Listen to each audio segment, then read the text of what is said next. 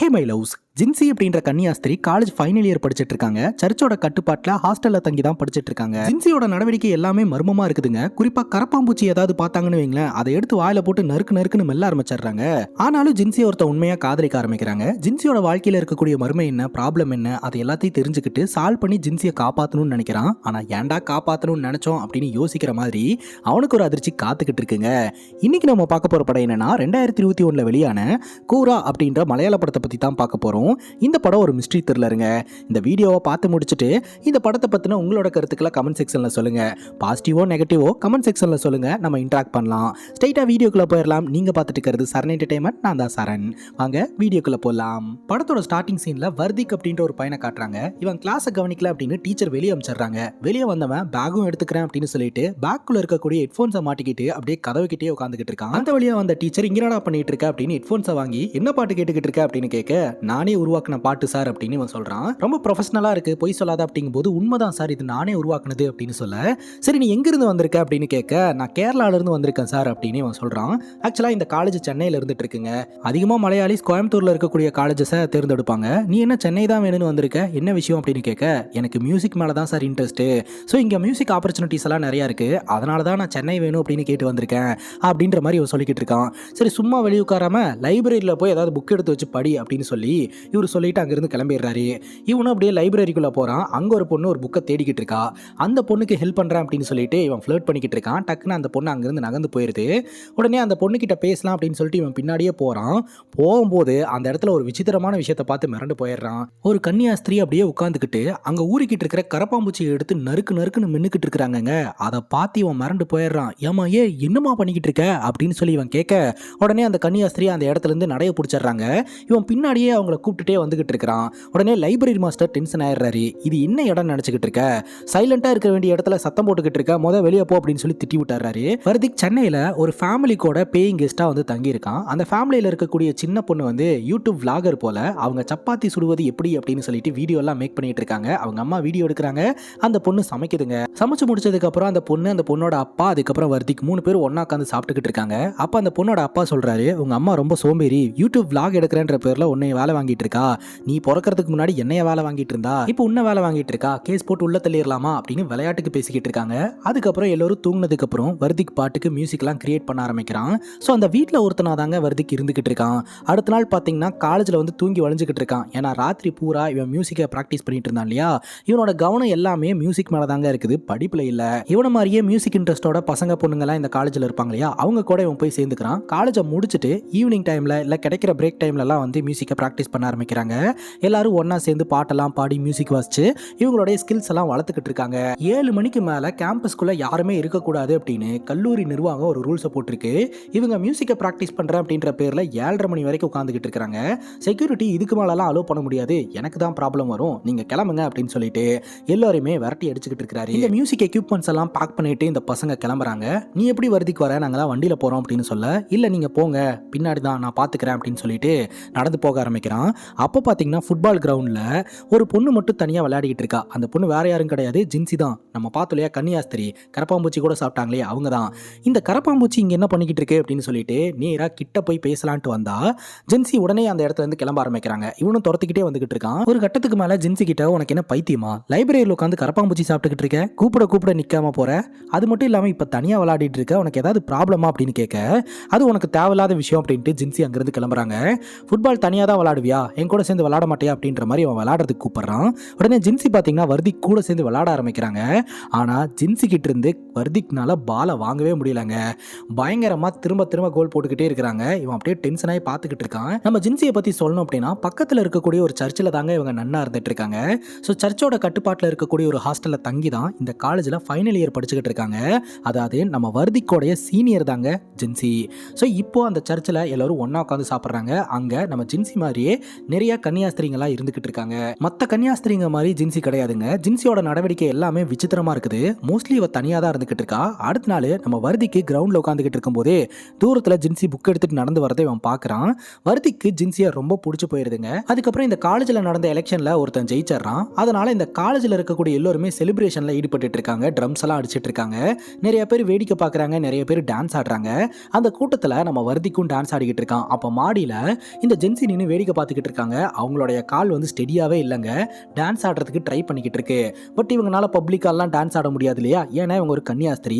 உடனடியாக உள்ள போய் கதவை லாக் பண்ணிட்டு ஜாலியாக டான்ஸ் ஆட ஆரம்பிச்சிடுறாங்க. அங்கே நின்றுட்டு இருந்த ஜென்சியை காணோம் அப்படின்ட்டு ஜென்சியை பார்க்கறதுக்காக இவன் ஓடி வரான். மாடி கோடி வந்து கதவை ஓப்பன் பண்ண உடனே ஜென்சி ஆடிக்கிட்டு இருந்தவங்க அப்படியே சைலண்டாக உட்காந்துடுறாங்க, ஒன்றும் தெரியாத மாதிரி. ஜென்சி கிட்ட வர்திக் ஃப்ரெண்ட்ஷிப்பை மேக் பண்ணுறதுக்கு ட்ரை பண்ணிக்கிட்டே இருக்கிறான். ஆனால் ஜென்சி அவாய்ட் பண்ணிட்டு போயிடுறாங்க. ஜென்சி பார்ட் டைமாக ஒரு தறியில் வேலை பார்த்துக்கிட்டு இருக்காங்க. அப்படி வேலை பார்த்துக்கிட்டு இருக்கும்போதே அங்கே ஒரு கரப்பாம்பூச்சி ஒன்று ஊறிக்கிட்டு இருக்குதுங்க. என்ன நினைச்சாங்கன்னே தெரியல, பட்டார்னு அடிச்சு மட்டார்னு வாயில போட்டு கருக்கு முறுக்குன்னு மென்னுக்கிட்டு தறி ஓட்ட ஆரம்பிச்சிடுறாங்க. அதுக்கப்புறம் இவங்க சர்ச்சில் ஒரு வயசான ஃபாதர் இருக்கிறாரு. அவருடைய தலைமையில் எல்லோரும் ஒன்றா உட்காந்து சாப்பிடலாம் அப்படின்ட்டு எல்லா கன்னியாஸ்திரிங்களும் உட்காந்துக்கிட்டு இருக்காங்க. இந்த ஃபாதரும் அந்த இடத்துக்கு வந்துட்டு சாப்பிட ஆரம்பிக்கலாம் அப்படின்னு சொல்கிறாரு. எல்லோரும் சாப்பிட ஆரம்பிக்கிறாங்க. அப்போ இந்த ஃபாதர் பார்த்தீங்கன்னா ஜென்சியை பார்க்குறாரு. ஜென்சியும் இந்த ஃபாதரை பார்க்குறாங்க. ஸோ ரெண்டு பேருமே பார்த்தீங்கன்னா ஒருத்தர் பேசிக்கல, பட் ரெண்டு பேரும் பார்த்துக்கிறாங்க, ஸ்மைல் பண்ணிக்கிறாங்க. அப்புறம் திடீர்னு இந்த ஃபாதர் ஒரு மாதிரி அப்படியே சாய ஆரம்பிச்சிடுறாரு. அவருக்கு ஏதோ ஒரு பிரச்சனை ஆயிடுச்சு அப்படின்னு தெரிய வருதுங்க. உடனே எல்லா கன்னியாஸ்திரிங்களும் ஓடி போய் அவருக்கு என்னாச்சு ஏதாச்சுன்னு சொல்லி பார்த்துக்கிட்டு இருக்காங்க. ஆனால் ஜென்சி கண்டுக்க கூட கிடையாது. அவள் பாட்டுக்கு தனியாக உட்காந்து சாப்பிட்டுக்கிட்டு இருக்கா. ஸோ இதெல்லாம் பார்க்கும்போது சம்திங் ராங் அப்படின்ற மாதிரி நமக்கு தோணுது. ஜென்சி ஒரு நார்மலான பொண்ணு கிடையாது அப்படின்னு இதுல இருந்தே தெரியுதுங்க. வர்திக்கு அப்படியே மியூசிக் வாசிச்சுட்டு ப்ராக்டிஸ் பண்ணிட்டு ஃப்ரெண்ட்ஸோட ஊரை சுற்றிக்கிட்டு அப்படியே ஜாலியாக இருந்துகிட்டு இருக்கான். இன்னொரு பக்கம் காலேஜில் பார்த்தீங்கன்னா இந்த கரப்பாம்பூச்சியை வச்சு ஸ்டூடெண்ட்ஸ்க்குலாம் எக்ஸ்பெரிமெண்ட்லாம் பண்ணுவாங்க இல்லையா? ஸோ அந்த ஒரு செஷன் நடக்குதுங்க. போர்டில் வந்து எந்த பூச்சி எந்த வேரியண்ட்டு அப்படின்னு சொல்லி டிஸ்பிளே பண்ணி வச்சுருக்காங்க. அதை ஜென்சி ஒரு மாதிரி பார்த்துக்கிட்டே இருக்கிறா. அதுக்கப்புறம் அந்த கரப்பாம்பூச்சி வச்சிருக்கிற பாக்ஸை மட்டும் நல்லா நோட் பண்ணிட்டா. கிளாஸ் முடிச்சுட்டு எல்லோரும் போனதுக்கப்புறம் ராத்திரி நேரம் அந்த இடத்துக்கு வந்து அந்த பாக்ஸ் ஓப்பன் பண்ணி உள்ளே இருக்கக்கூடிய கரப்பாம்பூச்சியை எடுத்து அது கூட விளையாடிக்கிட்டு கடைசியில் அதை சாப்பிட ஆரம்பிச்சிடுறாங்க. அடுத்த நாள் ஜென்சி அப்படியே நடந்து போயிட்டு இருக்கும்போது வர்திக் போய் பேச்சு கொடுக்க ஆரம்பிக்கிறான். அப்ப ஜென்சி விஷயத்தை நீ யாராவது கிட்ட சொன்னியா அப்படின்னு கேட்க, உன் விஷயமா? கரப்பாம்பூச்சி சாப்பிட்டுட்டு இருந்தியா அந்த விஷயமா, இல்ல ராத்திரி ஃபுட்பால் ஆடிட்டு இருந்தியா அந்த விஷயமா அப்படின்னு கேட்க, இங்க பாரு இனிமேல் என்னோட லைன்ல குறுக்கிடாத அப்படின்னு சொல்ல, ஏன் ஜென்சி இந்த மாதிரி சொல்ற? நான் கூட ஃப்ரெண்ட்ஷிப் மேக் பண்ணணும்னு நினைக்கிறேன், அதனால தான் திரும்ப திரும்ப வந்து பேசிக்கிட்டு இருக்கேன் அப்படின்னு சொல்ல, கரெக்டா நம்ம வர்திக்கோடைய ஃப்ரெண்டு அந்த இடத்துக்கு வந்து வம்பெழுத்துட்டு போக உடனே அவங்களுக்குள்ள அடிதடி பஞ்சாயத்துங்க. அப்படியே ஜென்சி நடந்து போயிட்டு இருக்காங்க, கொஞ்சம் கூட கண்டுக்காம. அங்கிருந்து ஓடி வந்த வர்திக்கு ஜென்சி கிட்ட வந்து, நான் உன்னை காதலிக்கிறேன், உன்னுடைய பதிலுக்காக நான் காத்துக்கிட்டு இருக்கேன், எதுனாலும் சீக்கிரம் சொல்லு அப்படின்ட்டு அந்த இடத்துல இருந்து ஓடிடுறான். ஜென்சிக்கு ஷாக்கிங்கா இருக்கு, நம்ம ஒரு கன்னியாஸ்திரின்னு தெரிஞ்சும் நம்ம கிட்ட ப்ரப்போஸ் பண்றானே அப்படின்ட்டு. இருந்தாலும் ஜென்சியோட மனசுக்குள்ள இன்ட்ரெஸ்ட் இருக்குதுங்க, ஆனா அக்செப்ட் பண்ண கிடையாது. அவங்க ஒர்க் பண்ணும்போதெல்லாம் அப்படியே கொஞ்சம் ஸ்மைல் பண்ணிக்கிட்டே தான் ஒர்க் பண்ணிக்கிட்டு இருக்காங்க. அடுத்த நாள் ஜென்சி கார்டனில் நின்றுட்டு இருக்கும்போது அந்த இடத்துக்கு வர்திக்கு வந்து ஃபோட்டோ எடுத்துக்கிட்டு இருக்கான் ஜென்சியை. ஜென்சி இதை பார்த்து டென்ஷன் ஆயிடுறாங்க. என்னோட பெர்மிஷன் இல்லாமல் எதுக்காக என்ன ஃபோட்டோ எடுத்துக்கிட்டு இருக்க அப்படின்னு சொல்லி கேட்க, இந்த ஃபோட்டோவை பாரு நீ எவ்வளோ அழகாக இருக்க அப்படின்ற மாதிரி சொல்ல, அந்த ஃபோட்டோவை டெலீட் பண்ணு அப்படின்னு சொல்கிறாங்க. அதெல்லாம் இருக்கட்டும், நான் வந்துட்டு ஒன்று கேட்டேனே அதுக்கான பதில் என்ன அப்படின்னு கேட்க, என்னடா பதில்? நான் உன்னோட சீனியர், நீ என்னோட ஜூனியர், அது மட்டும் இல்லாமல் நான் ஒரு கன்னியாஸ்திரி, அது உனக்கு தெரியுமா தெரியாதா அப்படின்ற மாதிரி கேட்க, அதெல்லாம் எனக்கு தெரியாது, எனக்கு ஒன்று பிடிச்சிருக்கு அப்படின்ற மாதிரி வர்திக் சொல்லிக்கிட்டு இருக்கான். உடனடியாக ஜென்சி பார்த்தீங்கன்னா கேமரா பிடிங்கிட்டு, நீ ஒரு ஆம்பளையாக இருந்தால் இந்த கேமராவை திரும்ப வாங்கி காட்டுறா பார்க்கலாம் அப்படின்ட்டு அங்கிருந்து ஜென்சி கிளம்பிடுறாங்க. இப்போ ஹாஸ்டலில் அவங்களோட துணியெல்லாம் வாஷ் பண்ணிக்கிட்டு இருக்கும்போதே ஒரு கரப்பாம்பூச்சி ஊறிக்கிட்டு இருக்கு. அப்புறம் என்ன சட்டார்னு அடிச்சு மட்டார்னு வாயில போட்டு பபுள் கம் அமல்ற மாதிரி மென்னுக்கிட்டு இருக்காங்க. டக்குன்னு பார்த்தா ஃபிளாஷ் லைட் அடிக்கிற சவுண்டு கேட்குது. என்னடான்னு பார்த்தா பின்னாடி நம்ம வர்திக்கு நன்னு கெட்டப்பில் உட்காந்துக்கிட்டு இருக்கான். ஸோ கெட்டப் போட்டு உள்ள வந்து இந்த கேமராவை எடுத்துட்டா அப்படின்னு தெரிய வருது. உடனே ஜென்சிக்கும் வர்திக்கும் அந்த ரூம்குள்ளேயே சண்டை நடக்க ஆரம்பிக்குது. லிட்டரலியா அடிச்சுக்கிறாங்க. அப்புறம் வர்திக்கோடைய கையை இந்த டோர் இடுக்குலலாம் சிக்க வச்சு அவனை போட்டு டார்ச்சர் பண்ணிக்கிட்டு இருக்காங்க. அப்புறம் டோரை திறந்து விட்டு அவன் மேலே ஏறி உட்காந்து போட்டு அடின்னு அடிச்சு அப்புறம் மேலே தண்ணி ஊற்றி இந்த மாதிரி சண்டை போட்டுக்கிறாங்க. வர்திக்கு ஒரு கட்டத்துக்கு மேலே சிரிக்க ஆரம்பிச்சிடுறான். அப்புறம் ஜென்சி பார்த்தீங்கன்னா போய் பெட்டில் உட்காந்துட்டு அழுவ ஆரம்பிச்சிடுறாங்க. வர்திக்கு அப்படியே எழுந்து கிட்ட வர ஆரம்பிக்கிறான். கிட்ட வந்தோன்னா மறுபடியும் ரெண்டு பேரும் சண்டை போட்டுக்கிறாங்க. அப்புறம் ரெண்டு பேரும் ஐ கான்டாக்ட் பண்ணிக்கிறாங்க, நெருங்கி வராங்க. அப்போ வர்திக் கேட்குறான், உனக்கு என்ன பிரச்சனை, ஏன் இப்படி கரப்பாம்பூச்சிலாம் சாப்பிட்டுக்கிட்டு இருக்க, எப்போதுல இருந்து இதெல்லாம் பண்ண ஆரம்பிச்சா அப்படின்னு கேட்க, ஜென்சி அவளோட கதையை சொல்ல ஆரம்பிக்கிறா. ஜென்சி ஸ்கூல் படிச்சுக்கிட்டு இருக்கும்போது இவளோட வாழ்க்கை நல்லா தாங்க போயிட்டு இருந்திருக்கு. பயங்கரமான ஃபுட்பால் பிளேயரா இருந்திருக்கா. அதனால தான் பார்த்தீங்கன்னா பிரசன்ட் சிச்சுவேஷன்ல நம்ம வர்திக்னால ஜென்சி கிட்ட இருந்து பாலை வாங்கவே முடியல. ஸோ ஸ்கூல் லைஃப் நல்லா தாங்க போயிட்டு இருந்திருக்குது. ஜென்சிக்கு அப்பா தம்பி அப்படின்னு சொல்லிட்டு ஒரு ஹாப்பி ஃபேமிலியாக தான் இருந்திருக்காங்க. இந்த டைமில் தான் பார்த்தீங்கன்னா ஜென்சியோட ஸ்கூலில் புதுசாக ஒரு டீச்சர் ஜாயின் பண்ணுறாரு. அந்த டீச்சர் பார்த்தீங்கன்னா பிரின்சிபலோடைய பையன். அந்த டீச்சர் எல்லாருக்கிட்டையுமே நல்லா தாங்க பழகுறாரு. அதுக்கப்புறம் ஜென்சியோட அப்பாவுக்கு உடம்பு சரியில்லாமல் போயிடுது. ஜென்சியோட தம்பி, நான் இன்னைக்கு லீவ் போட்டுக்கிறேன், அப்பா பக்கத்துலேருந்து பார்த்துக்கிறேன் அப்படின்னு சொல்லி சொல்லிட்டு வீட்லேயே இருந்துக்கிறான். ஜின்சிக்கு வர அசம்பிளிக்கு டைம் ஆயிடுச்சு அப்படின்னு சொல்லிட்டு ரொம்ப வேகமாக கிளம்புறா. அவ்வளோ வேகமாக கிளம்பி வந்தும் பார்த்தீங்கன்னா லேட் ஆயிடுச்சு. சரி பாதியில் போய் ஜாயின் பண்ணால் டீச்சர் திட்டுவாங்க அப்படின்ட்டு இவ கிளாஸ் ரூமை நோக்கி போக ஆரம்பிக்கிறா. போய்கிட்டு இருக்கும்போதே இந்த புது டீச்சர் பார்த்தீங்கன்னா ஜின்சி எங்கே போகிற அப்படின்னு சொல்லி கேட்க, இல்லை சார் அசம்பிளிக்கு லேட் ஆயிடுச்சு, அதனால நான் கிளாஸுக்கு போகிறேன் அப்படின்ற மாதிரி சொல்ல, இல்லை பரவாயில்ல நீ போ அப்படிங்கும்போது, இல்லை மேடம் திட்டுவாங்க, முன்னாடியே வார்ன் பண்ணியிருக்காங்க, 2வது முறையாக நான் இந்த தப்பை பண்ணுறேன் அப்படின்னு சொல்ல, சரி ஓகே நான் பழைய ஸ்டூடெண்ட்டோட ஃபைல் ஒன்று தேடிக்கிட்டு இருக்கேன், எனக்கு கொஞ்சம் ஹெல்ப் பண்ண முடியுமா அப்படின்னு கேட்க, ஓகே சார் நான் பண்ணுறேன் அப்படின்னு சொல்லிட்டு இவ வந்து ஹெல்ப் பண்ணிக்கிட்டு இருக்கா. அங்கே ஒரு கரப்பாம்பூச்சி ஒன்று போகுது, அதை பார்த்து இவ பயந்து போயிடுறா. கரப்பாம்பூச்சிக்கெல்லாம் யாராச்சும் பயப்படுவாங்களா அப்படின்னு சொல்லிட்டு அப்படியே இவங்க பேசிகிட்டே அந்த ஃபைலை தேட ஆரம்பிக்கிறாங்க. உடனே ஜென்சி அந்த ஃபைலை கண்டுபிடிச்சிட்றா. சரி இந்த ஃபைலான்னு பாருங்க அப்படிங்கும்போது, நீ ஸ்மார்ட்டு, இன்டெலிஜென்ட்டு, அழகாக இருக்க, ஹாட்டாக இருக்க அப்படின்னு சொல்லிட்டு ஜென்சி கிட்ட அப்படியே அவன் அப்ரோச் பண்ண ஆரம்பிக்கிறான். சார் வேணாம் சார் நான் கிளம்புறேன் அப்படின்னு சொல்லிட்டு ஜென்சி அங்கேருந்து கிளம்பும்போது, ஜென்சி அங்கே கரப்பாம்பூச்சி இருக்கு பாரு அப்படின்னு சொல்லிட்டு இந்த டீச்சர் பயமுறுத்த ஆரம்பிக்கிறான். ஸோ எதுவும் நடக்காது, நீ பயப்படாத, நான் இருக்கேன்ல பார்த்துக்கிறேன் அப்படின்ற மாதிரி அவன் தொடர்ந்து அப்ரோச் பண்ண ஆரம்பிக்கிறான். ஜென்சி கையெடுத்து கும்பிட்றா, தயவு செஞ்சு விட்டுருங்க சார் நான் போகிறேன் சார் அப்படின்னு சொல்லிட்டு. ஆனால் அவன் விட மாட்டேன்றான். அங்கே வச்சு ஜென்சி கிட்ட பாலியல் அத்துமீறலை ஈடுபடுறான். அப்போது அங்கே இருக்கக்கூடிய கண்ணாடியில் இந்த கரப்பாம்பூச்சி ஊறிக்கிட்டு இருக்கும். இவ கதறிக்கிட்டு இருந்திருப்பா. அசம்பிளி முடிஞ்சு எல்லோருமே கிளாஸுக்கு வரும்போது ஜென்சியோட ஃப்ரெண்ட்ஸ் எல்லாம் எங்கே போன நீ அப்படின்னு சொல்லி கேட்குறாங்க. ஜென்சி மறைக்க கிடையாது, நடந்த விஷயத்த அப்படியே தன்னோட ஃப்ரெண்டு கிட்ட சொல்லிடுறா. ஃப்ரெண்டு அவ ஃப்ரெண்டு கிட்ட சொல்கிறா. அப்படியே கிளாஸ் முழுக்க பரவ ஆரம்பிக்குது. அந்த டீச்சர் கிளாஸ் எடுக்கிறதுக்காக வரான். அப்படியே போர்டில் எழுதிட்டு திரும்பி பார்க்கும்போது அந்த கிளாஸில் இருக்கக்கூடிய பசங்க பொண்ணுங்க எல்லோருமே செருப்பு எடுத்துட்டு நின்றுட்டு இருக்காங்க. இந்த டீச்சரை போட்டு பொழக்கிறதுக்கு தயாராக இருக்கிறாங்க. ஸோ செருப்பாலேயே அடிக்கிறாங்க. இந்த விஷயம் மேனேஜ்மெண்ட்டுக்கு தெரிய வருது. இந்த டீச்சர் மேலே தான் தப்பு இருக்குது அப்படின்றத அவங்க புரிஞ்சுக்கிறாங்க. ஆனால் இந்த ஸ்கூலோடைய பேர் கெட்டு போயிடும் அப்படின்றதுக்காக ஜென்சியோட அப்பாவை கூப்பிட்டு தப்பு ஃபுல்லாகவே ஜென்சி மேலே இருக்கிற மாதிரி காமிச்சு ஜென்சியை இந்த இடத்துல இருந்து அமுச்சு வச்சிடலாம் அப்படின்னு சொல்லி அந்த பிரச்சனையை சால்வ் பண்ணுறாங்க. மெயினாக தப்பு பண்ணவன் பிரின்சிபலோடைய பையன். ஸோ மேனேஜ்மெண்ட் அவனுக்கு சாதகமாக தான் அமையுது. இப்போ ஜின்சியோட அப்பா பார்த்தீங்கன்னா ஜின்சியை வீட்டுக்கு கூப்பிட்டு போயிட்டு ஒரு வார்த்தை கூட கேட்கவே இல்லைங்க. ஜின்சியோட தம்பி என்னாச்சு, அக்காவோட பேக்கெல்லாம் எதுக்காக பேக் பண்ணிட்டு இருக்கீங்க அப்படின்னு சொல்லி கேட்டுக்கிட்டே இருக்கான். ஆனால் ஜின்சியோட அப்பா எதுவுமே சொல்லாமல் ஜின்சியை கூட்டிகிட்டு போயிட்டு ஒரு ஹாஸ்டலில் சேர்த்து விட்டுறாரு. அது எந்த ஹாஸ்டல் அப்படின்னு பார்த்தீங்கன்னா நன்னுங்களாக இருக்கக்கூடிய ஹாஸ்டல். அந்த இடத்துல இருந்து இவர் பாட்டுக்கு கிளம்பிடுறாரு. ஜின்சி கேட்குறா, என்னப்பா என்கிட்ட பேசக்கூட மாட்டேன்ற, என்ன நடந்ததுன்னு கூட கேட்கவே இல்லை, என்னை நம்புப்பா, என் மேலே எந்த தப்பு இல்லைப்பா அப்படின்னு சொல்லி கதறா. ஆனால் ஜின்சியோட அப்பா இதுக்கு மேலே உனக்கும் எனக்கும் சம்மந்தம் இல்லை அப்படின்ட்டு கிளம்பி போயிடுறாருங்க. ஸோ ஜென்சி அதுக்கப்புறம் தான் நன்னா வளர ஆரம்பிக்கிறா இந்த சர்ச்சோடைய கட்டுப்பாட்டில். இதுதான் என்னோட வாழ்க்கையில் நடந்த சம்பவம். அந்த டீச்சர் நம்ம ஜென்சி கிட்ட அத்துமீறலில் ஈடுபடும் போது ஒரு கரப்பாம்பூச்சி போயிட்டு இருந்தது இல்லையா. ஸோ எப்போ அந்த கரப்பாம்பூச்சியை பார்த்தாலும் அந்த டீச்சரோட ஞாபகம் வந்துடுது. அதனால தான் அவன் மேலே இருக்கக்கூடிய கோவத்தை அந்த கரப்பாம்பூச்சியை போட்டு மின்னுக்கிட்டு இருக்கேன் அப்படின்ற மாதிரி ஜென்சி சொல்கிறா. அதுக்கப்புறம் அந்த கேமரா வாங்கிட்டு அந்த இடத்துலேருந்து கிளம்பலாம் அப்படின்னு சொல்லிட்டு வருதி கிளம்பும் போது கரெக்டாக அங்கே ஒரு நன் வந்துடுறாங்க. ஸோ இவன் நன்னு கேட்டப்பலேயே அந்த இடத்துலேருந்து தப்பிச்சு போயிடுறான். இந்த சம்பவத்துக்கு அப்புறம் நான் என்னோட வாழ்க்கையில் பயங்கரமாக ஸ்ட்ரக் ஆகிட்டேன். உன்னால் இதிலிருந்து என்னை காப்பாற்ற முடியுமா அப்படின்னு கேட்க, என்னால் முடியும் அப்படின்னு வர்த்திக்கு சொல்லிட்டு நீரா தன்னோட ஃப்ரெண்டை மீட் பண்ணி பைக் சாவியை வாங்கிட்டு ராத்திரி பைக்கை கொண்டாந்து அந்த காம்பவுண்டு கிட்ட நிப்பாட்டி காம்பவுண்டுக்குள்ளே ஏறி குதிச்சு நம்ம ஜென்சியை வெளியே கூட்டிகிட்டு வரது தான் வர்த்திக்கோடைய பிளானாக இருக்குது. ஆனால் இவனால் இந்த காம்பவுண்டு மேலே ஏற முடியலைங்க. முக்கிட்டே இருக்கான். இவனால் ஏறவே முடியல. ஒரு கட்டத்துக்கு மேலே ஜென்சியே பார்த்தீங்கன்னா காம்பவுண்ட் ஏறி வெளியே குதிச்சிடுறாங்க. அப்படி பாவி அப்படின்னு சொல்லிட்டு 2 பேருமே வந்து ட்ராவல் பண்ண ஆரம்பிக்கிறாங்க. ஷாப்பிங்லாம் போகிறாங்க. அதுக்கப்புறம் ஜென்சியை கூப்பிட்டுட்டு வர்திக் அவனுடைய சொந்த ஊருக்கு போகிறான். ஊரில் திருவிழா நடந்துக்கிட்டு இருக்கு. அந்த திருவிழாவில் 2 பேருமே கலந்துக்கிறாங்க, ப்ரேயர் பண்ணுறாங்க. அதுக்கப்புறம் வர்திக் தன்னுடைய அப்பா கிட்ட போயிட்டு எனக்கு செலவுக்கு கொஞ்சம் காசு தேவைப்படுது, போட்டு விட முடியுமா அப்படின்ற மாதிரிலாம் கேட்டுட்டு உடனே 2 பேரும் அந்த இடத்துலேருந்து கிளம்புறாங்க. அப்படி கிளம்பி போய்கிட்டு இருக்கும்போதே பார்த்தீங்கன்னா அடுத்து எங்கே போகிறது அப்படின்னு சொல்லி வர்திக் கேட்க, இது உன் ஊர் உன் இடம், உனக்கு தானே தெரியும் அப்படின்னு சொல்ல, எனக்கு எந்த ஒரு ஐடியாவுமே இல்லை, அப்படியே ஃப்ளோவில் போக வேண்டியதுதான் அப்படின்ட்டு இவங்க 2 பேரும் பைக்கை தள்ளிட்டு நடந்து வந்துக்கிட்டு இருக்காங்க. திடீர்னு மழை பெய்ய ஆரம்பிச்சிருதுங்க. ஓரமாக ஒரு கார் பார்க் பண்ணப்பட்ட நிலமையில இருக்குது. அந்த கார் கிட்ட போய் நிக்கலான்ட்டு போறாங்க. அந்த கார் டோர் ஓப்பன்ல இருக்கு. உடனே 2 பேருமே அந்த காருக்குள்ள உட்காந்துக்கிறாங்க. ஸோ அந்த ஒரு சிச்சுவேஷன் இவங்க 2 பேருமே ரொமான்டிக்கா அப்ரோச் பண்ண ஆரம்பிக்கிறாங்க.